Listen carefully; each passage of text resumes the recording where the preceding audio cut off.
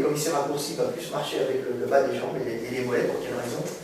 Parce que nos ancêtres, moi particulièrement, parce que maintenant la France est partout, mais les ancêtres des Européens, en général, ce sont des gens qui ont été adaptés pendant des centaines de milliers d'années, des dizaines de milliers d'années déjà, et puis quand même du métissage un peu avec Néandertal. On a dû prendre les Néandertal, les adaptations climatiques au climat froid.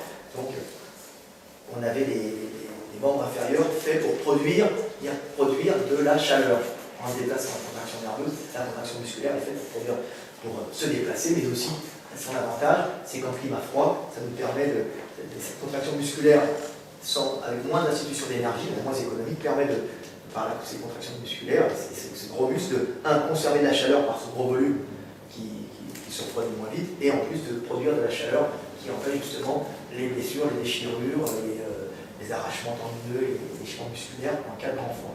Donc c'était un avantage pour l'Européen d'être moins économique sur le bas sur la marche, parce qu'en même temps il avait son chauffage central, son petit chauffage central en bas qui l'empêchait d'avoir des ruptures tendineuses et musculaires incapacitantes qui auraient fait de lui un mauvais reproducteur ou une mauvaise reproductrice. C'est tout le temps un poids à traîner que d'avoir un handicapé avec nous. Sauf si l'handicapé a du savoir, là on conserve, c'est l'avantage de l'homme qui marche avec son cerveau, c'est sa principale arme. Donc vous voyez, l'Européen, c'est marrant, il a une morphologie particulière, d'où certaines pathologies chez les Européens qu'on peut rencontrer souvent. C'est ça, c'est le syndrome d'éloge. Qu'est-ce qu'ils connaissent, syndrome d'éloge? L'âge antérieur et... Voilà, l'antérieur du tibia. Alors pour quelle raison? Alors c'est simple, il y a une jambe qui est tombée tout à l'heure, non? J'ai parlé parce que c'est marrant ça, parce que c'est l'évolution humaine, on va comprendre pourquoi nous les Européens, moi, parce que là je vois qu'il y a des gens qui viennent de partout, donc pas forcément être victimes de ces trucs-là. Alors moi j'ai des petits mollets, j'ai tout racheté. Donc comment j'ai traité ça? Donc l'Européen il a des gros mollets, donc il a des gros mollets pour pouvoir qui marche un mollet, donc c'est un gros mollet. Mais comment faire pour avoir un gros mollet?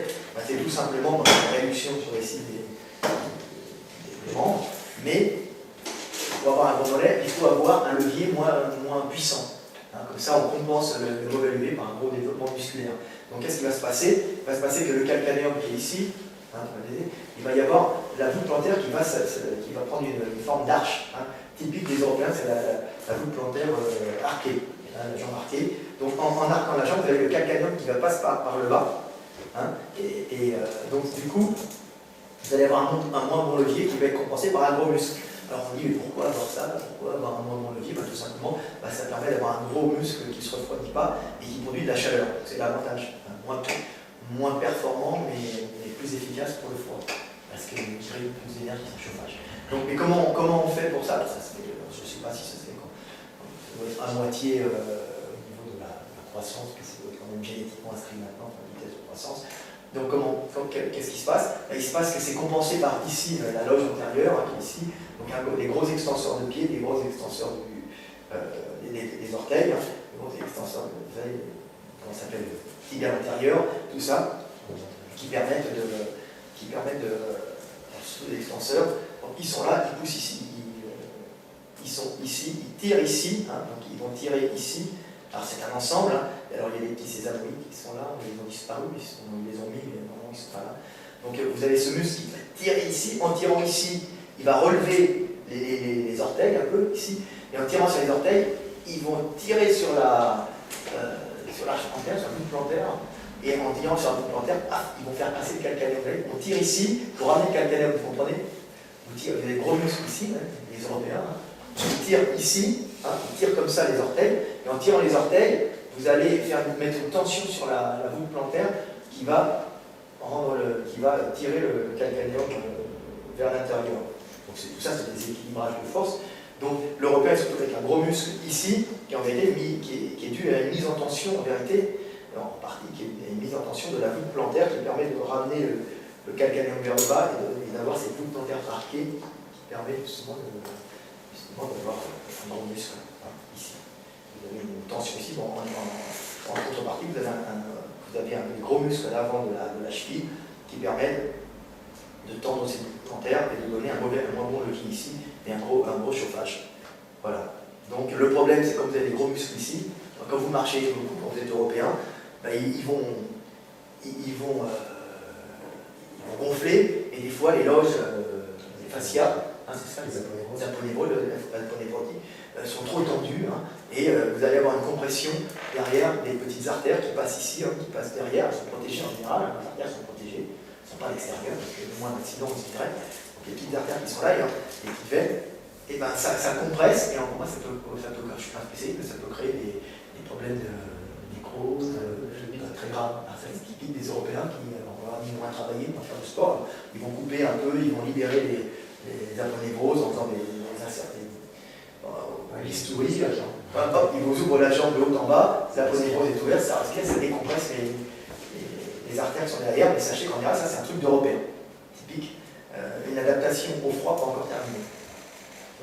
C'est marrant, c'est des trucs que les Africains n'ont pas. Alors j'ai un gars qui s'occupait d'entraîner les Éthiopiens, il dit oui, Éthiopiens, non, Djiboutiens, c'est un peu des morphologies de coureurs, oui, mais moi, ils ont un syndrome des loges. Je ne pense pas qu'il avait un syndrome des loges, je pense qu'il avait plutôt une, comment ça s'appelle, l'aponévrose ici, une inflammation. Une périostite, je pense que c'est plus une périostite qu'il avait son Éthiopien qu'un syndrome des loges.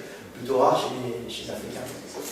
Donc dans le cas de périostite, en gros, ça pourrait être particulièrement recommandé de bien tonifier au niveau du mollet, justement pour équilibrer les tensions. Il faut surtout se reposer, éviter les chocs, je pense. Ouais. C'est surentraînement, la périostite. C'est peut-être une mauvaise vieillissement, une mauvaise qualité du collagène, peut-être régime trop sec, pas assez de collagène. J'aimerais revenir justement, comme je suis en spécialisme à la fac, souvent c'est le travail important du mollet qui vient tirer sur le périostibial, qui a justement créé des déchirures à l'avant du tibia. Donc on a en quelque sorte tout leur diffusé dans le travail du mollet. Tu sais, ça, moi je ne connais pas, je n'ai pas réfléchi au sujet. Donc tu fais quoi? Tu travailles plus? En fait, en travaillant trop le mollet, on vient justement tirer sur le périostibial à l'arrière. Ah oui, c'est l'ensemble. Il gonfle et puis il vient tirer. Mais bon, il y a aussi des chocs répétés, aussi, des chocs au sol, ça ne doit pas être top. Et puis le fait de remonter à chaque fois le pied, comme ça, on a un peu pour remonter, puis en plus les vibrations, à la fin, ça doit faire des micro-déchirures, des inflammations, pour peu qu'on soit en régime, qu'on soit fatigué, en surentraînement, on n'a pas assez de collagène, de micro-éléments, toute la caisse, et puis surtout avec des petits déchirures, des petites inflammations, et puis après c'est la merde. Il faut se reposer essentiellement, je pense, et puis bien manger. Et souvent, on oublie de prendre du collagène, puisque le collagène, c'est assez important, parce qu'actuellement, la mode, c'est d'être sec, de pas être gras, on trouve plein de gens qui font plein de pouleries, et puis on oublie que nos mamies, elles mangeaient du blanc de poulet, elles mangeaient du blanc de poulet avec des patates, mais elles mangeaient aussi la peau, et puis elles faisaient des bouillons de poule avec des articulations, puis on mangeait des fois des pieds de cochon, on mangeait toujours le cochon, mais dans les animaux, du bouillon de bœuf, c'est du collagène dedans. Et maintenant, le fait de vouloir être cut en ribbon, sec, qui ressemblait aux gravures aux images d'un magazine, c'est la mode actuellement, les mecs super secs, comme ça fait quand même des carences alimentaires qui ne sont pas top. C'est musclé, baraqué, mais avec plein de carences en micro-éléments, particulièrement collagène. D'ailleurs, en parlant